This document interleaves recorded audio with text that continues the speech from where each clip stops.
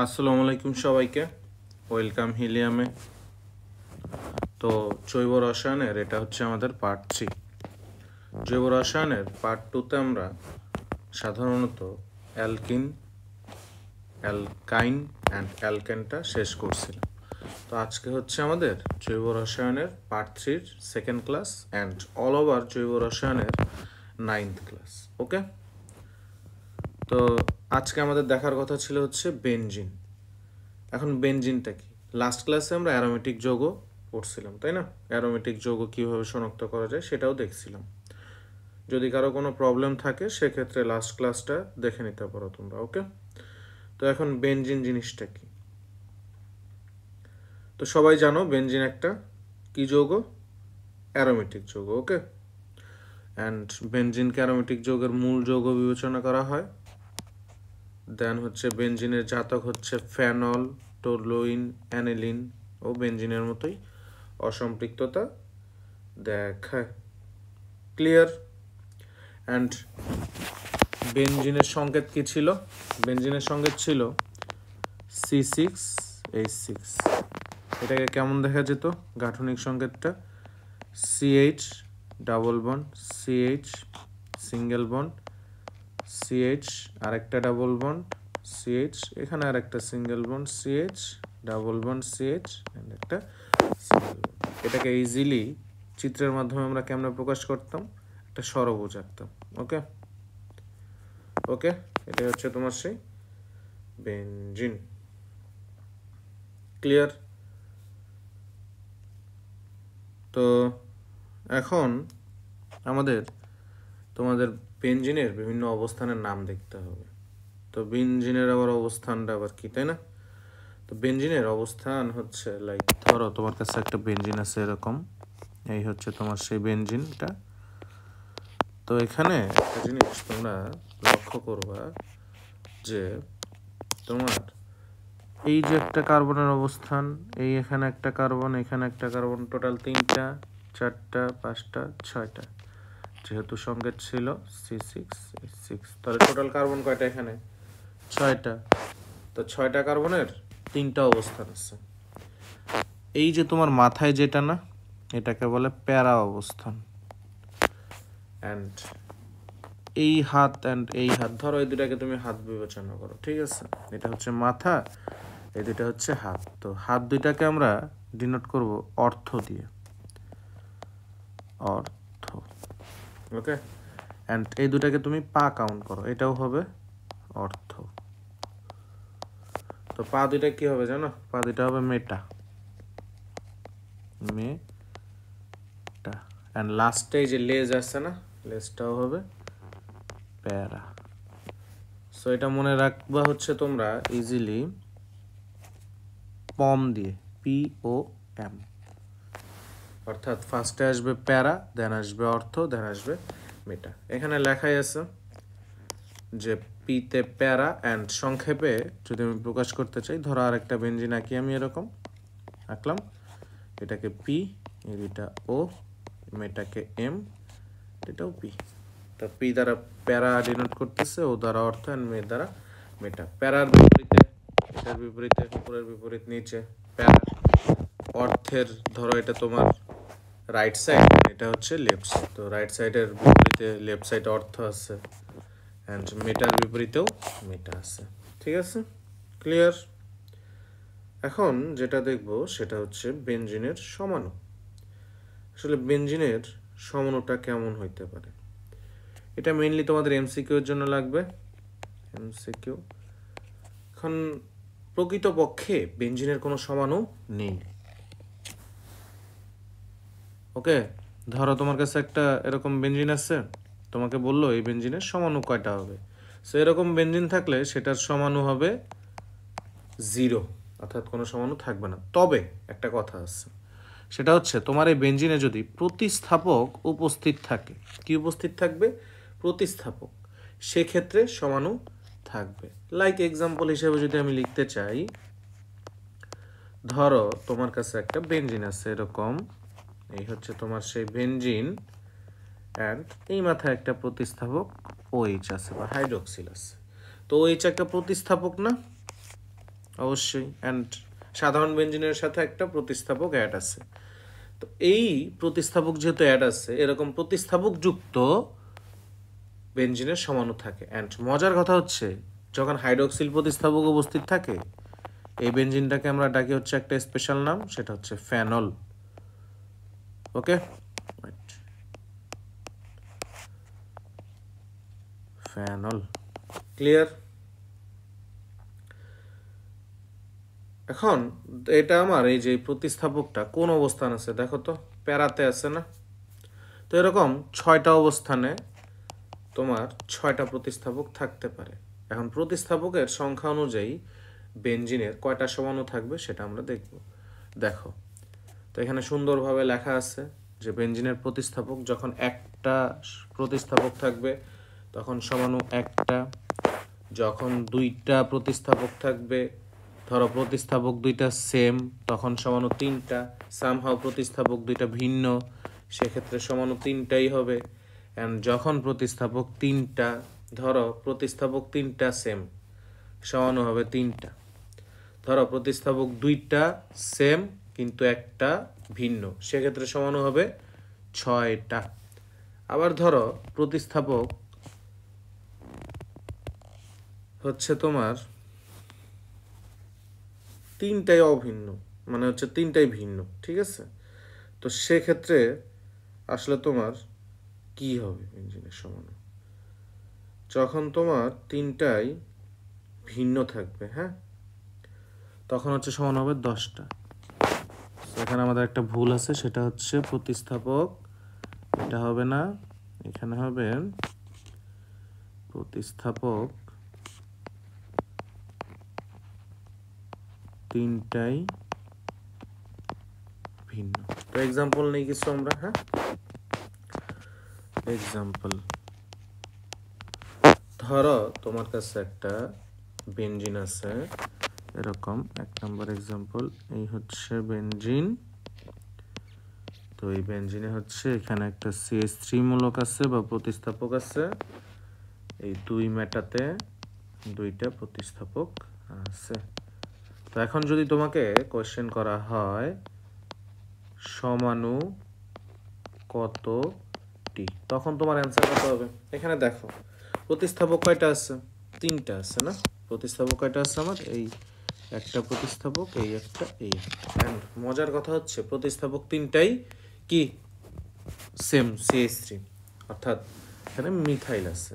তো আমার এই ক্ষেত্রে সমাণু কয়টা হবে? আমরা পরে আসছি, 3টা যদি একই হয় তাহলে সমাণু হবে 3টা।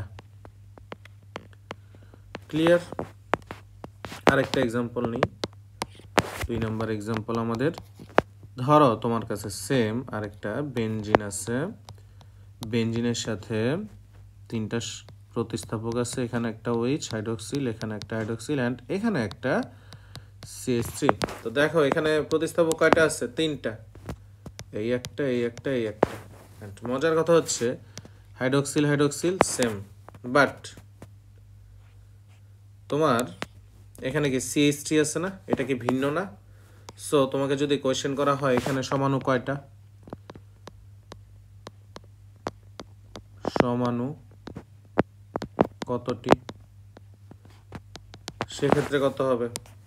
দেখো আমরা অলরেডি পড়ে আসছি যে 3টা সমাণুর মধ্যে যদি 2টা সেম হয় আর একটা ভিন্ন হয়, সেক্ষেত্রে সমাণু হবে আমার 6টা। তো আনসার হবে আমার 6টা। ক্লিয়ার? আরেকটা এক্সাম্পল নিব আমরা। আরেকটা এক্সাম্পল, ধরো তোমার কাছে আরেকটা বেঞ্জিন আছে এরকম, এই একটা বেঞ্জিন আমি ড্র করলাম, এই হচ্ছে একটা বেঞ্জিন, এখানে একটা হাইড্রক্সিল মূলক আছে, এখানে একটা CH3 বা মিথাইল মূলক আছে, এন্ড এখানে একটা নাইট্রো মূলক আছে। ওকে, তো দেখো এখানে তোমার OH একটা আলাদা মূলক বা প্রতিস্থাপক, মিথাইল একটা আলাদা প্রতিস্থাপক, এন্ড লাস্টলি নাইট্রো আরেকটা প্রতিস্থাপক আলাদা। সো 3টাই কি আমার ভিন্ন না? সো যেহেতু অ্যান্ড এখানে 3টাই প্রতিস্থাপক আছে অ্যান্ড 3টাই ভিন্ন, সো আমরা বলতে পারি সমাণু কয়টা হবে? অলরেডি পড়ছি আমরা, যখন 3টাই ডিফারেন্ট হয় তখন সমাণু হবে 10টা। Hopefully clear? ওকে, এখন আরেকটা ইম্পর্টেন্ট জিনিস দেখতে হবে, সেটা হচ্ছে আমাদের অ্যারাইল মূলক। আসলে অ্যারাইল মূলকটা কি? অ্যারাইল মূলক খুবই ইজি। দেখো, যখন আমরা যখন অ্যালকাইল মূলক নিয়ে কাজ করছিলাম,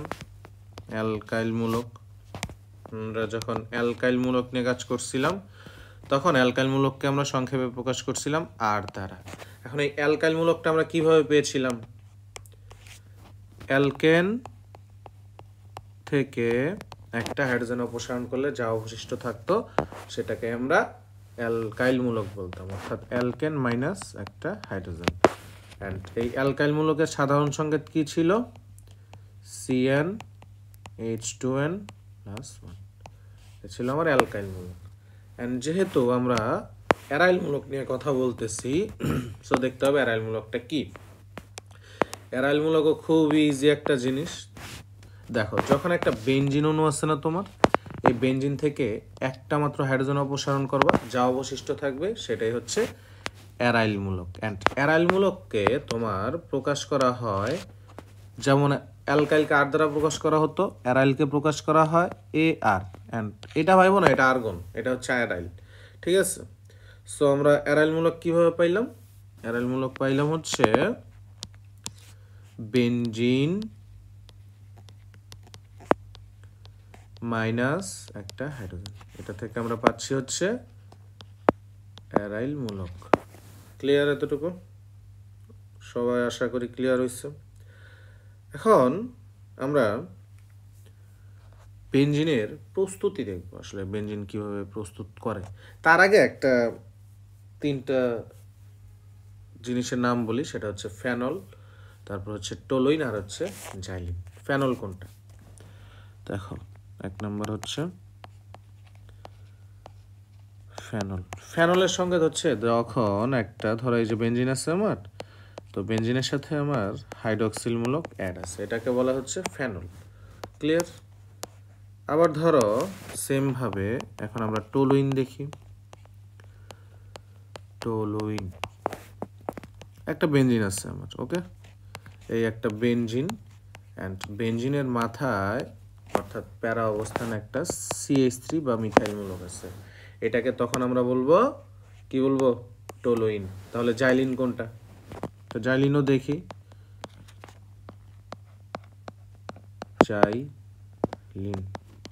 জাইলিন হচ্ছে সেম, একটা বেনজিন থাকবে, অ্যান্ড মজার কথা হচ্ছে এখানে একটা CH3 ছিল না টলুইনের ক্ষেত্রে, জাইলিনের ক্ষেত্রে হচ্ছে উপরে নিচে 2টা CH3 থাকবে। ক্লিয়ার? হোপফুলি। ঠিক আছে? তো এখন আমরা বেনজিন প্রস্তুতি দেখবো, আসলে বেনজিন কিভাবে প্রস্তুত করতে হয়। তো বেনজিন প্রস্তুতের সর্বপ্রথম আমার যে বিক্রিয়াটা আছে সেটা হচ্ছে ইথাইন থেকে বেনজিন তৈরি। কি আছে? ইথাইন থেকে বেনজিন তৈরি। অলরেডি এটা আমরা একবার পড়ছি, তাও দেখি। তো ইথাইন থেকে কিভাবে বেনজিন বানায়? ইথাইন থেকে বেনজিন, তো এটা হচ্ছে আমার মেইনলি ইথাইনের পলিমারকরণ বিক্রিয়া। ইথাইনের পলিমারকরণ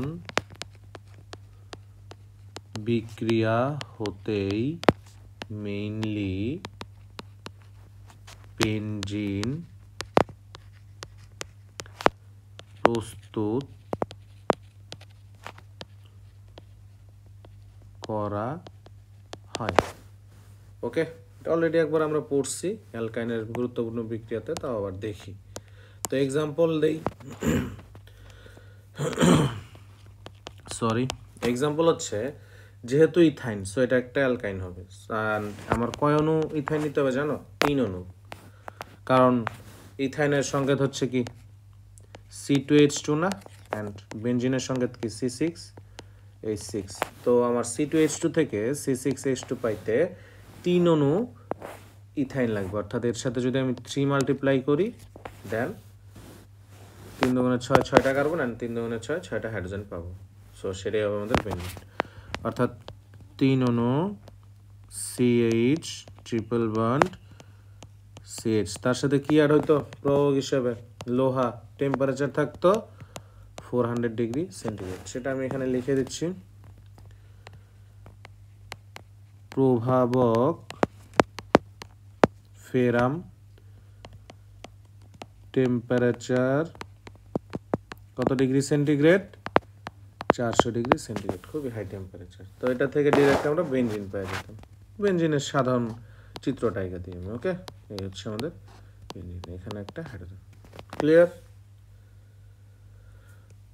অ্যান্ড আরেকটা হচ্ছে ডিকার্বক্সিলেশন প্রক্রিয়ায় কিভাবে বেনজিন বানায়। তো আমরা অলরেডি ডিকার্বক্সিলেশন বিক্রিয়ার মাধ্যমে অ্যালকেন বানাইতাম। ডিকার্বক্সিলেশন মানে কি? ডিকার্বক্সিলেশন মানে হচ্ছে কার্বন সংখ্যা হ্রাস। ওকে, তো এই প্রক্রিয়া আসলে কিভাবে তুমি বেনজিন বানাবে? ধরো তোমার কাছে একটা এরকম বেনজিন আছে অ্যান্ড এটার মাথায় আছে COONA। তো এটা থেকে তুমি কিভাবে বেনজিন বানাইতে পারবা? এর সাথে তুমি সোডা লাইম অ্যাড করবা, sodium hydroxide, calcium oxide. So easily তুমি কি পাবা জানো? একটা সোডিয়াম কার্বনেট পাবা অ্যান্ড তার সাথে পাবা হচ্ছে একটা বেনজিন। ক্লিয়ার? এতটুকু জাস্ট মনে রাখবা। অ্যান্ড 3 নম্বরটা হচ্ছে ডায়াজেনিয়াম লবণ থেকে কিভাবে বেনজিন বানায়। এখন এটা জানার আগে তোমাকে জানতে হবে ডায়াজেনিয়াম লবণটা আসলে কি জিনিস। ডায়াজেনিয়াম লবণ হচ্ছে যখন বেনজিনের একটা হাইড্রোজেন N2Cl মূলক দ্বারা প্রতিস্থাপিত হয় তখন আমরা সেটাকে ডায়াজেনিয়াম লবণ বলি। তো তাহলে ডায়াজেনিয়াম লবণের চেহারা কেমন দেখা যাবে? একটা সাধারণ বেনজিনের চেহারা কি? এই হচ্ছে তোমার সাধারণ বেনজিন, তার এই মাথায় ধরো প্যারা অবস্থানে আছে আমার হাইড্রোজেন। তো এটাকে আমি ডায়াজেনিয়াম লবণে কনভার্ট করতে চাইলে কি করব?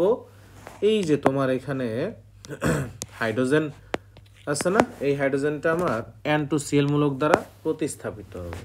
অর্থাৎ আমরা লিখব এই একটা বেনজিনের চেহারা, তার এই হাইড্রোজেনের অবস্থানে N2Cl মূলকটা বসায় দিব। অ্যান্ড এটাকে আমরা বলবো ডায়াজোনিয়াম লবণ। ক্লিয়ার? এখন দেখি আসলে তুমি ডায়াজোনিয়াম লবণ থেকে কিভাবে একটা বেনজিন বানাইতে পারো, তাই তো? দেখি, ধরো তোমার এক্সাম্পল হিসেবে নেই, একটা ডায়াজোনিয়াম লবণ আছে এরকম। এই হচ্ছে বেনজিনের স্ট্রাকচার অ্যান্ড এখানে একটা N2Cl। এই হচ্ছে তোমার ডায়াজোনিয়াম লবণ। এর সাথে তুমি কি অ্যাড করবা জানো? এর সাথে অ্যাড করবো হচ্ছে হাইপোফসফরাস অ্যাসিড। হাইপোফসফরাস অ্যাসিডের সংকেত কি? H3PO2। এর সাথে প্রভাবক যাবে হচ্ছে তোমার পানি। এখন এখান থেকে কি পাবা? সিম্পলি বলতেই পারো একটা বেনজিন আইকা দিবা, কিন্তু আসলে স্ট্রাকচারালি বা গাঠনিকভাবে এটা কিভাবে ক্রিয়েট হবে? তো এই যে তোমার পানি আছে না, এটা কিভাবে? দুইটা হাইড্রোজেন অ্যান্ড একটা অক্সিজেন, এই তো আছে না। তো এটা থেকে আমি পাবো হচ্ছে, অ্যান্ড দেখো এই যে তোমার একটা হাইড্রোজেন আছে না এখানে, এই হাইড্রোজেনটা কি করবে? এখানে একটা ক্লোরিন আছে না, এই ক্লোরিনকে নিবে, নিয়ে কি উৎপন্ন করবে? Hydrogen chloride. ক্লিয়ার? দেন হচ্ছে তোমার এই যে অক্সিজেনটা আছে না এখানে, ওয়েট আমি অন্য কালি দিয়ে মার্ক করি, এখানে যে তোমার অক্সিজেনটা আছে না, এই অক্সিজেনটা এই যৌগটার সাথে অ্যাড হবে, হয়ে কি বানাবে জানো? বানাবে হচ্ছে ফসফরাস অ্যাসিড। ফসফরাস অ্যাসিড কেমন? H3PO3। তারপরে দেখো কি হয়, তারপরে হচ্ছে তোমার এখানে যে N2 মূলকটা আছে না, দেখো এখানে যে তোমার নাইট্রোজেন মূলক না, তো নাইট্রোজেন অণু আছে, তো এই নাইট্রোজেন অণুটা একা হয়ে যাবে, হইল। তো আর অবশিষ্ট আমার কি আছে? অবশিষ্ট আছে হচ্ছে তোমার এখানে দেখো আরেকটা হাইড্রোজেন আছে না, এই হাইড্রোজেনটা এই জায়গাটা তো ফাঁকা হয়ে গেছে না, এই হাতটা N2 গেছে, ক্লোরিনও গেছে, তো এই হাইড্রোজেনটা এই ফাঁকা অবস্থানে এসে বসে পড়বে। অবশেষে আমরা পেয়ে যাব কি পাবো? বেনজিন। এই মাথায় চলে আসবে হাইড্রোজেন। ক্লিয়ার? হোপফুলি তোমরা বুঝছো। হ্যাঁ, তো দেখি তারপর হচ্ছে ফেনল থেকে আসলে কিভাবে তুমি বেনজিন বানাইতে পারো, তাই তো। তো দেখা যাক ফেনল থেকে কিভাবে বেনজিন বানাইতে হয়। তো একটা ফেনলের সংকেত কি ছিল বলো তো? ফেনলের সংকেত ছিল হচ্ছে এরকম, একটা বেনজিন থাকতো অ্যান্ড তার মাথায় একটা OH মূলক থাকতো। এখন কথা হচ্ছে এখান থেকে আসলে তুমি কিভাবে একটা বেনজিন বানাবে, তাই তো। তো দেখি আসো আসলে ফেনল থেকে কিভাবে আমাদের বেনজিন বানাইতে হয়। এক second.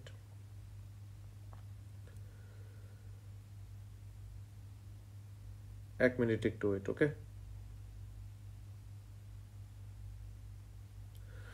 Okay, come back to the class. দেখো তোমার কাছে একটা ফেনল আছে, তার সাথে তুমি কি করবা, একটা হচ্ছে জিঙ্ক অ্যাড করবা অ্যান্ড এখানে কিছু তাপমাত্রা দিবে।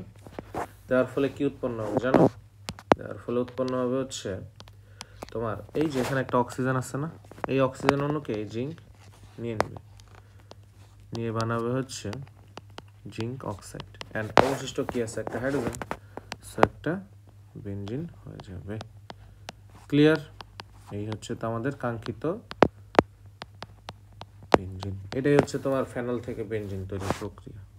তারপরে দেখি হচ্ছে টোলুইন অ্যান্ড হচ্ছে চাইলিন থেকে কিভাবে তুমি বেনজিন বানাবে। হ্যাঁ, তো আমরা অলরেডি টোলুইনের সংকেত দেখছি অ্যান্ড জাইলিনের সংকেতটা দেখছি। টোলুইন কি ছিল, একটা বেনজিনের মাথায় একটা CH3 থাকতো, অর্থাৎ মিথাইল মূলক, অ্যান্ড মিথাইল মূলকটা কোন অবস্থানে থাকতো, প্যারা অবস্থানে। অ্যান্ড জাইলিনের ক্ষেত্রে দুইটা মিথাইল মূলক অ্যাড থাকতো। এখন আমরা তো জানি যে এটা একটা, এই যখন তুমি টোলুইন আর জাইলিন থেকে বেনজিন বানাবা না, এটা ওয়ান কাইন্ড অফ অপসারণ বিক্রিয়া হবে আমার। ক্লিয়ার? এটা ওয়ান কাইন্ড অফ কি হবে, অপসারণ বিক্রিয়া হবে আমাদের। তো অপসারণ বিক্রিয়া যেহেতু হবে, অপসারণ বিক্রিয়া কারা কারা ঘটায় বা কোন কোন প্রভাবক, একটা হচ্ছে পটাশিয়াম হাইড্রোক্সাইড, অলরেডি তোমরা জানো। অ্যান্ড পটাশিয়াম হাইড্রোক্সাইড যখন অ্যাকোয়াস ফর্মে থাকে তখন আমার প্রতিস্থাপন বিক্রিয়া ঘটায়, অ্যান্ড পটাশিয়াম হাইড্রোক্সাইড যখন আমার এই অ্যালকোহলীয় ফর্মে থাকে তখন সেটা অপসারণ বিক্রিয়া ঘটাবে। অ্যান্ড আরও একটা প্রভাবক আছে, সেটা হচ্ছে প্লাটিনাম অ্যালুমিনিয়াম টেট্রাঅক্সাইড অ্যান্ড টেম্পারেচারটা 600 ডিগ্রি সেন্টিগ্রেড, সেক্ষেত্রেও আমার অপসারণ বিক্রিয়া হয়। এখন দেখি আসলে টোলুইন থেকে কিভাবে আমরা বেনজিন বানাইতে পারি। টোলুইন হতে বেনজিন, এখন অলরেডি তোমরা টোলুইনের সংকেত পারো। টোলুইন কেমন দেখা যায়, এই একটা বেনজিনের মাথা ফাঁকা থাকলো, এই মাথাটায় CH3 বা মিথাইল মূলক থাকবে, ঠিক আছে। তো এটার সাথে আমরা কি অ্যাড করবো জানো, এটার সাথে প্লাস হবে H2 বা একটা হাইড্রোজেন অণু। এক্ষেত্রে প্রভাবক হিসেবে ধরো আমি ইউজ করলাম এই সেকেন্ডটা, প্লাটিনাম অ্যালুমিনিয়াম টেট্রাঅক্সাইড অ্যান্ড টেম্পারেচার থাকবে আমার 600 ডিগ্রি সেন্টিগ্রেড। এক্ষেত্রে আসলে কি বানাবে দেখো, এই যে তোমার হাইড্রোজেনের অণুতে কয়টা হাইড্রোজেন আছে, দুইটা হাইড্রোজেন আছে না, একটা হাইড্রোজেন কি করবে, এই CH3 সাথে অ্যাড হবে, হয়ে কি বানাবে, CH4 প্লাস আরেকটা হাইড্রোজেন বাকি আছে না, এই হাইড্রোজেনটা কি করবে, এখানে তো CH3 চলে গেছে, তার মানে ফাঁকা হয়ে গেছে, ও সুন্দর করে এসে এই ফাঁকা স্থানে বসে যাবে। তো বসে গেল, বসে গেলে আমার কি বানাবে, এটা কি হয়ে গেল, এটা একটা বেনজিন হয়ে গেল, তাই তো। এটা হচ্ছে আমাদের বেনজিন। এখন দেখি জাইলিন থেকে কিভাবে বানাইতে পারি আমরা, দেখা যাক। জাইলিন থেকে বেনজিন, তো জাইলিনের সংকেত অলরেডি আমরা জানি। জাইলিনের ক্ষেত্রে একটা বেনজিন থাকে, দুই প্যারাতে বা দুই প্যারার অবস্থানে দুইটা CH3 থাকবে, এই হচ্ছে CH3 এই ক্ষেত্রেও একটা হাইড্রোজেন অ্যাড হবে H2, অ্যান্ড এক্ষেত্রেও প্রভাবক হিসেবে কাজ করবে প্লাটিনাম অ্যালুমিনিয়াম টেট্রাঅক্সাইড অ্যান্ড টেম্পারেচারটা থাকবে তোমার 600 ডিগ্রি সেন্টিগ্রেড। তো দেখো এখানে দুইটা হাইড্রোজেন বের হবে না, এই একটা হাইড্রোজেন, এই একটা হাইড্রোজেন। তো এই CH3 অ্যান্ড এই CH3 দুইটা আলাদা হয়ে একসাথে হবে, মানে দুইটা আলাদা হয়ে বের হবে, বাট লাস্টে প্রোডাক্টে যে একসাথে হয়ে যাবে। তো কি বানাবে, CH3 পাশাপাশি বসবে, এটা one kind of alkane. And দুইটা হাইড্রোজেন বেরোচ্ছে না, এই একটা হাইড্রোজেন, এই একটা হাইড্রোজেন, এই একটা মাথায় যাবে অ্যান্ড এই আরেকটা মাথায় যাবে, বানাবে হচ্ছে একটা বেনজিন। এই একটা হাইড্রোজেন অ্যান্ড এই আরেকটা, এটা হচ্ছে আমাদের বেনজিন। ক্লিয়ার? হোপফুলি এতটুকু ক্লিয়ার। তারপর দেখে হচ্ছে গ্রিগনার্ড বিকারক থেকে তুমি কিভাবে বেনজিন বানাতে পারো। তো গ্রিগনার্ড বিকারক আসলে আমরা যখন অ্যালকেন পড়ছিলাম তখন গ্রিগনার্ড বিকারক থেকে অ্যালকেনটা বা দেখছিলাম আসলে গ্রিগনার্ড বিকারকটা কি। তখন অ্যালকেন ছিল হচ্ছে তোমার অ্যালিফেটিক পার্টের অংশ, তো সেক্ষেত্রে আমাকে RMGX ছিল হচ্ছে আমাদের গ্রিগনার্ড বিকারকের সংকেত। বাট তুমি যখন অ্যারাইল মূলক নিয়ে কাজ করবা, অর্থাৎ বেনজিন জাতীয় কিছু পড়বা, তখন যেহেতু অ্যারাইল মূলক নিয়ে কাজ করতে হয়, সেক্ষেত্রে অ্যারাইল মূলকের গ্রিগনার্ড বিকারক হবে, একটা অ্যারাইল মূলক থাকবে পাশে, তার পাশে থাকবে MgX। এখানে X কি? X হচ্ছে হ্যালোজেন। হ্যালোজেন কারা? গ্রুপ 17 এর মৌল। ক্লিয়ার? তো দেখি আসলে কিভাবে বানায়। ধরো তোমার কাছে একটা কি আছে, গ্রিগনার্ড বিকারক আছে। এক্সাম্পল নেই, অ্যারাইল মূলকের গ্রিগনার্ড বিকারক। অ্যারাইল মূলক হচ্ছে একটা হাইড্রোজেন চলে যাবে এন্ড একটা হাত ফাঁকা হয়ে যাবে, সেখানে আমার MgX আছে। তার সাথে কি অ্যাড করবা? পানি অ্যাড করবা। ওকে, তো এখান থেকে তুমি আসলে কি পাবা দেখো। এই পানিটা কিভাবে ভাঙে, একটা হাইড্রোক্সিল মূলক এন্ড একটা হাইড্রোজেন মূলক, এই ওএইচটা আছে না, এই ম্যাগনেসিয়াম হ্যালাইডের সাথে অ্যাড হবে, হয়ে বানাবে হচ্ছে ম্যাগনেসিয়াম OH অ্যান্ড X। এই হাইড্রোজেনটা এই ফাঁকা স্থানে বসে যাবে, বসে যে একটা বেনজিন ক্রিয়েট করবে। ক্লিয়ার? এটাই হচ্ছে সেই বেনজিন। হোপফুলি এতটুকু তোমরা বুঝছো। অ্যান্ড একটা রিয়েলিস্টিক উদাহরণ নেই যেখানে X এর একটা যে কোনো একটা হ্যালোজেন নিয়ে কাজ করি। ধরো তোমার কাছে একটা বেনজিন আছে, বা সেই বেনজিনের থেকে একটা হাইড্রোজেন সরাই নিছি, হয়ে গেছে অ্যারাইল মূলক। সেই অ্যারাইল মূলকের সাথে একটা ম্যাগনেসিয়াম ক্লোরাইড আছে, সেক্ষেত্রে আসলে কি হবে, তার সাথে আছে পানি। তো এখান থেকে দেখি কি বানানো যায়। OH অ্যান্ড H, OH চলে যাবে এই ম্যাগনেসিয়াম ক্লোরাইডের সাথে, অর্থাৎ ম্যাগনেসিয়াম OH ক্লোরাইড প্লাস হচ্ছে এই হাইড্রোজেনটা চলে যাবে এই ফাঁকা স্থানে, ক্রিয়েট করবে আমাদের কাঙ্ক্ষিত বেনজিন। সো বেনজিন প্রস্তুতি আসলে এই পর্যন্তই ছিল আমাদের। তো আজকের ক্লাস এখানেই শেষ হচ্ছে। ইনশাল্লাহ নেক্সট ক্লাসে আমরা বেনজিনের কিছু ইম্পর্টেন্ট রিয়াকশনস পড়ব, অ্যান্ড তোমার বেনজিনের ইম্পর্টেন্ট রিয়াকশনসগুলোই আর কি।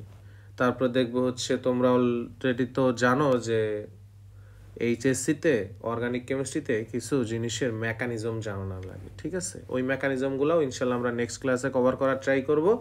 সো টিল দ্যাট সবাইকে আল্লাহ হাফেজ, আসসালামু আলাইকুম।